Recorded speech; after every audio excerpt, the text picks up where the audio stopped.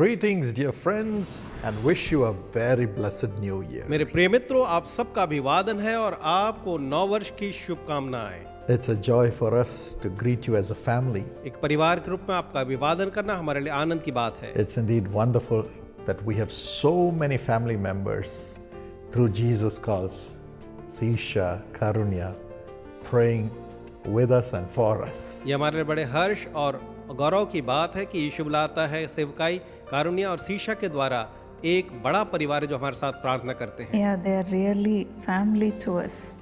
Only because of their prayers and support, we are what we are today. हाँ, उनके प्रार्थना के द्वारा वो हमारे लिए परिवारजन है और आज हम जो भी उनके कारण हैं By the grace of God. और परमेश्वर के अनुग्रह से ही हैं। Sweetie, do you want to wish them a new year? What is the blessing that you want to give to them? Sweety, आप उन्हें नव वर्ष के लिए कौन सी आशीष देना चाहेंगे? May this new year be a blessing to you and your family, and may God give you joy. यह नव वर्ष आप और आपके परिवार के लिए आशीषमय हो और परमेश्वर आपको आनंद दे। Everyone wants God's blessings. हर एक जो है परमेश्वर के आशीषों को चाहते हैं And God is also waiting to bless us. और परमेश्वर भी इस इंतजार में है कि हमें आशीष दें। Why do we always think that the new blessings come only from the new year or the first day of the new year? ऐसा क्यों है कि हम हमेशा ये सोचते हैं कि नव वर्ष के साथ ही हमारी नई आशीषें हमारे जीवन में आती हैं। Lamentations 3:22-23 says, विलाप गीत 3 उसके 22 और 23 में लिखा है His mercies are new every morning. कि प्रति भोर को उसकी करुणा जो है वह नई हो जाती है।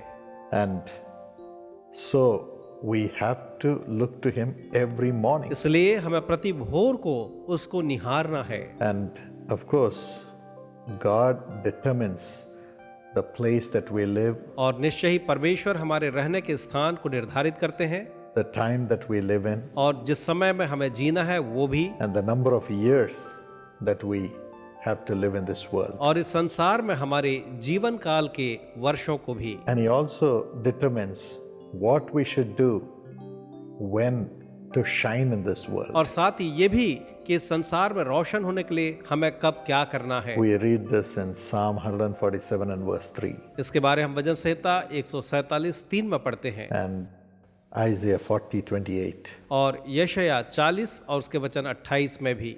It's amazing to know how God has planned everything for you for this year. इस वर्ष के लिए भी परमेश्वर ने आपके लिए क्या कुछ रखा है उसे जानना सचमुच में अद्भुत है। So all that we have to do is to seek Him first, and all these things shall be added unto तो you. हमें बस पहले उसको ही खोजना है, उसके बाद सारी चीजें हमारे पीछे हो लेंगी। Yes, every day is a gift given by God. We cannot cut short a day or time or a second. हाँ, प्रतिदिन हमारे लिए परमेश्वर की ओर से दिया हुआ उपहार है जिसमें से कोई भी घड़ी हम अलग नहीं कर सकते We cannot stop it.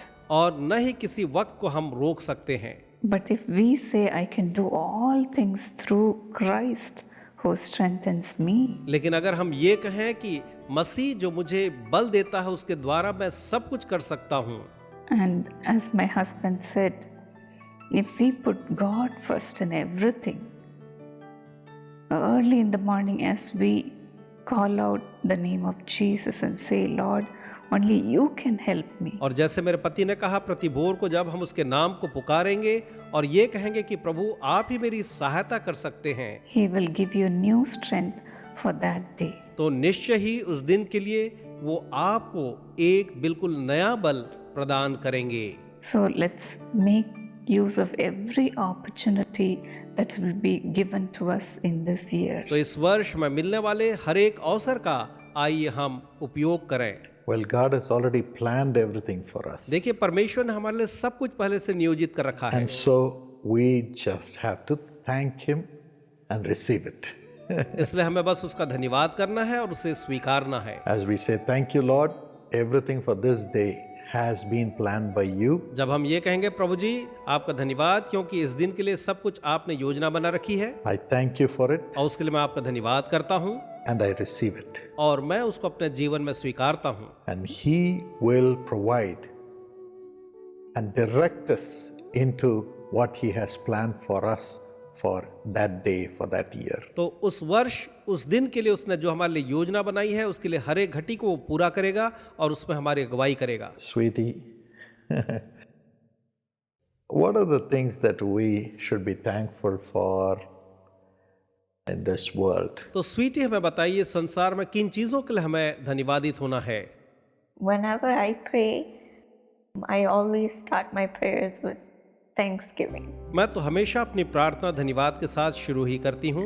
So as I do that, I thank Him for the day that He has given us, my family, my friends, my relatives. और ऐसा करते समय मैं धन्यवाद देती हूँ उस दिन के लिए, अपने परिवार के लिए, मेरे प्रियजनों के लिए और मेरे मित्रों के लिए। I also thank Him for putting me in a good school, giving me good friends to give me advices. और ये भी कि उसने मुझे एक अच्छे स्कूल में प्रवेश दिया है और अच्छे मित्र दिए हैं जो मुझे हमेशा अच्छी सलाह देते हैं। Also, I thank God for being so close to me and for listening to my prayers.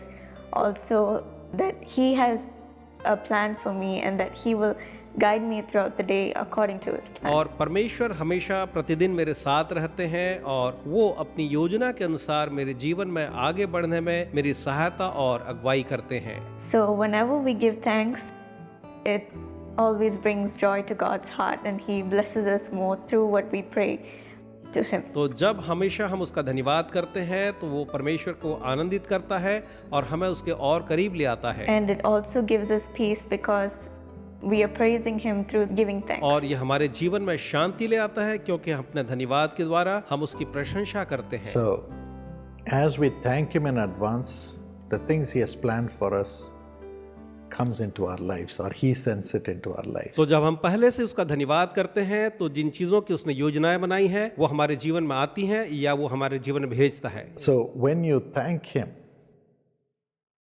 what is it that you get? Do you get any peace in your heart or strength in your heart?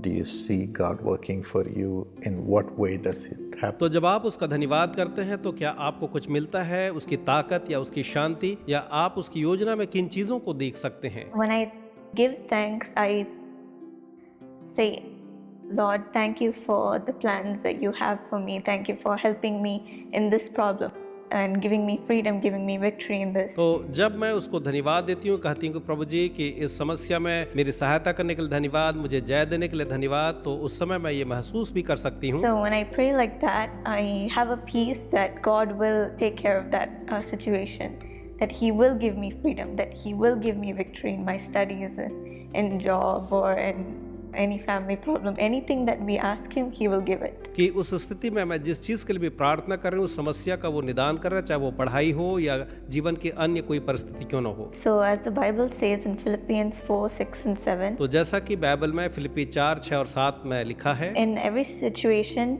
by prayer and petition with thanksgiving, present your requests to God.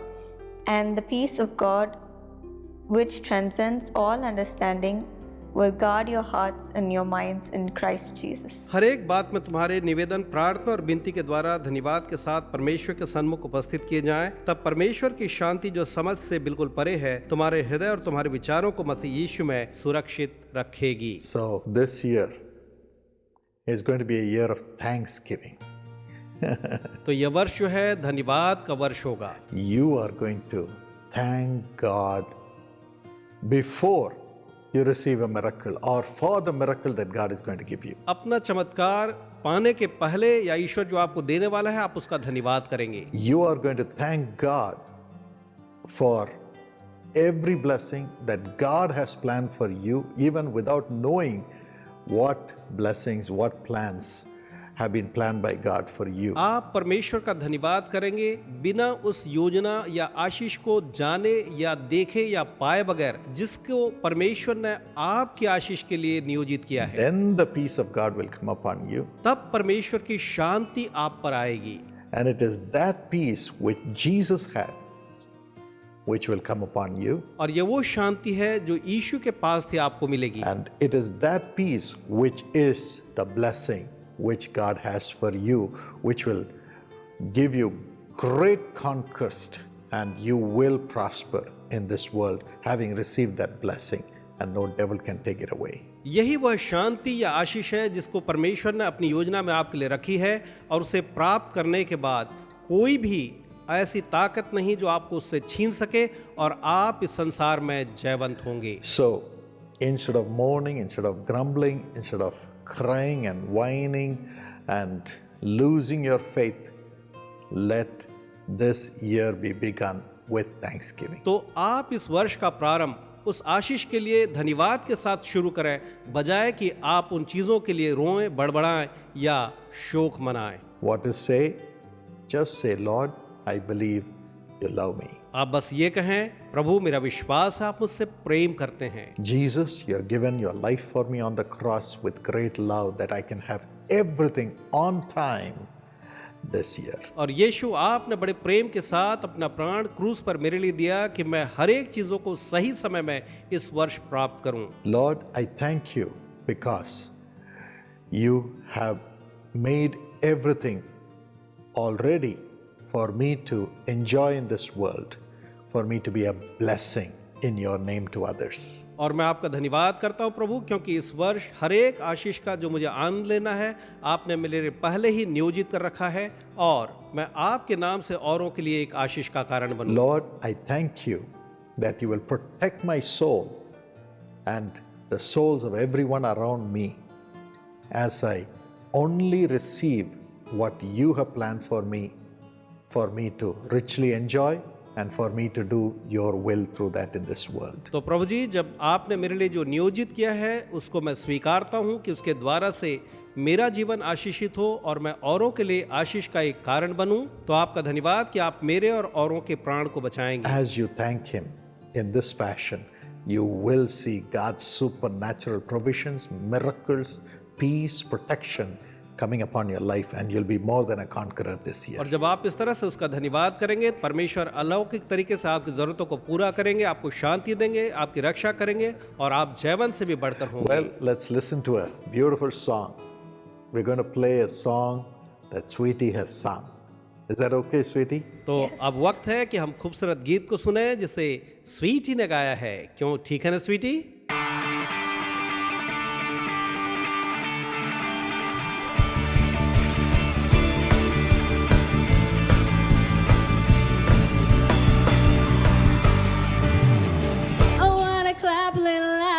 Before I wanna sing a little louder than before.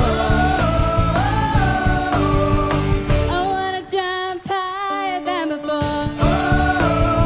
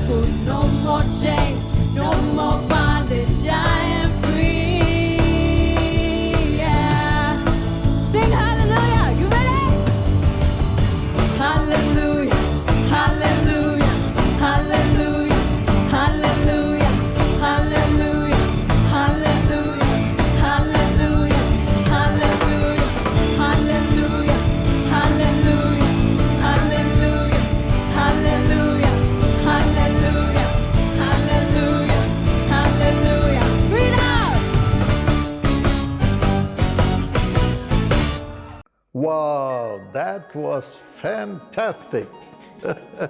ओह, ये तो बड़ा ही अद्भुत और बहुत ही प्यारा गाना था। We thank God for the grace that is upon your life, upon the voice that God has given you and the spirit with which you sing. तुम्हारे ऊपर में परमेश्वर के अनुग्रह और जो उसने आवाज दी है उस गाने के लिए हम ईश्वर का धन्यवाद I've करते हैं। seen every time you minister, something rises up within your spirit, isn't it, sweetie? And you're almost moved to tears. It touches the hearts of the people. मैंने देखा है कि जब भी आप सेवकाई के लिए खड़ी होती हो तो आपके आत्मा के अंदर कोई चीज प्रवाहित होने लगता है और आप ऐसा होता है कि द्रवित होकर के आंसुओं से भर जाती हो। What happens? वास्तव में क्या होता है? So usually when I minister, I just feel the love of God that He has for the people. So I try to speak what He wants the people to listen, how He feels towards His people. अक्सर ऐसा होता है कि जब मैं सेवकाई करती हूँ तो मैं परमेश्वर के उस प्रेम को महसूस कर सकती हूँ जो वो लोगों के प्रति रखते हैं, तो मैं वही बोलने की कोशिश करती हूँ जो परमेश्वर चाहते हैं कि उसके लोग सुने, और ये कि परमेश्वर अपने लोगों के लिए कैसा महसूस करते हैं। And when I feel that, it just, I don't know, something comes over me and I just start to cry. और जब मुझे ऐसा महसूस होता है तो अचानक ही मुझे नहीं मालूम क्या होता है, मेरे ऊपर कुछ आ जाता है और मैं ऐसे ही आंसुओं से भर जाती हूँ। It's not because I'm sad, but it's because of how much God loves His people. और ये दुख के कारण नहीं, लेकिन इस प्रेम के कारण है जो ईश्वर लोगों से करते हैं। And I just remember what He has done for them, dying on the cross for them. और क्रूस पर अपने प्राण देने के द्वारा उनने उनके लिए क्या किया है। So because of His love fills my heart, I moved to tears by His love. जब उसका प्रेम मेरे हृदय में भर जाता है तो मैं आंसुओं में आ जाती हूँ। That's touching. यह तो सचमुच में हृदय स्पर्शी है। Jesus should be so proud of you. प्रभु यीशु आप पर बहुत घमंड कर रहे होंगे। And as you have valued His sacrifice and His love for the people, क्योंकि लोगों के लिए उसके प्रेम और बलिदान को आपने इतना ज्यादा समझा, उसकी कीमत लगाई है। which brings tears to your eyes because it comes from your heart. और यह चूंकि आपके हृदय से आता है, आपके आंसू आ जाते हैं। I know the Lord is moved with love and compassion for you too. मैं जानता हूँ ईश्वर आपके लिए भी प्रेम और तरस से भरे हुए हैं। And He says, my daughter really honors my sacrifice and understands my love. So let me shower my love upon her. और वो कहता है मेरी बेटी मेरे प्रेम और बलिदान को समझती है, तो मैं उस पर निछावर क्यों न हूँ। Well, that is thanksgiving. और यही तो धन्यवाद देना है। Really to feel how much God has loved us. सचमुच में ये महसूस करना कि परमेश्वर ने हमसे कितना ज्यादा प्रेम किया है। Instead of complaining that He has not given this, He has not done this, but to thank Him for what He has done, being grateful. इसके बजाय कि हम शिकायत करते रहें या बड़बड़ाते रहें कि उसने ये नहीं किया, वो नहीं किया, ये नहीं किया, हम उसका धन्यवाद करें हर एक चीजों के लिए, हर एक उन बातों के लिए जो उसने हमारे लिए किए हैं। And loving Him with tears, with brokenness, saying, I'm not worthy, but you have given me this grace, Lord. और हम आंसुओं के साथ उससे प्रेम करते हैं, ये कहते हुए प्रभु मैं इस लायक नहीं, लेकिन आपने मुझे अनुग्रह दिया है। That's thanksgiving. यही है धन्यवाद देना। When you thank Him with that great love and sincere love, my friends, you will see multiplication in your life. जब आप उस सच्चे और गहरे प्रेम के साथ उसका धन्यवाद करेंगे तो आप अपने जीवन में बढ़त को देखेंगे। Jesus took the 5 loaves and 2 fish and He gave thanks. यीशु ने 5 रोटियां और 2 मछलियां लेकर के धन्यवाद देकर उसे तोड़ी। I'm sure when He took the bread, He would have considered it as His own body, which He was going to give to be broken for the healing, the salvation of all mankind. मुझे निश्चय है कि जब उन्हें रोटी तोड़ी तो उन्हें लगा होगा कि ये मनुष्य जात के लिए वो अपनी देह को है दे रहे हैं। Even today, as we thank Him for allowing His body to be broken on the cross for us as a sacrifice, और आज जब हम उनका धन्यवाद कर रहे हैं कि उन्होंने अपना देह क्रूस पर हमारे लिए बलिदान होने के लिए दे दिया, there will be multiplication in your finances, in your joy, in your salvation and sanctification, in your family, as the 5 loaves multiplied to bless thousands of people. तो जैसे 5 रोटियां जो है हजारों के लिए आशीष का कारण बन गई, वैसे ही आपके जीवन में परमेश्वर जो है शांति, उद्धार और अनेक बातों की आशीषों को बहुगुणित करेंगे। Secondly, there will be resurrection.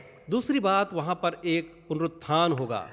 As Jesus stood before the grave of the dead Lazarus, जब प्रभु यीशु मसीह मृतक लाजर के कब्र के सामने खड़े थे, he thanked God and he said, Lord, I thank you because you always hear my prayers. तो उनने परमेश्वर का धन्यवाद करके कहा, धन्यवाद परमेश्वर, आप हमेशा मेरी प्रार्थना सुनते हैं। And when he said, Lazarus, come forth, after that prayer of thanksgiving, और धन्यवाद की उस प्रार्थना के बाद जब उन्होंने ये कहा, लाजर बाहर निकला, Lazarus came forth alive.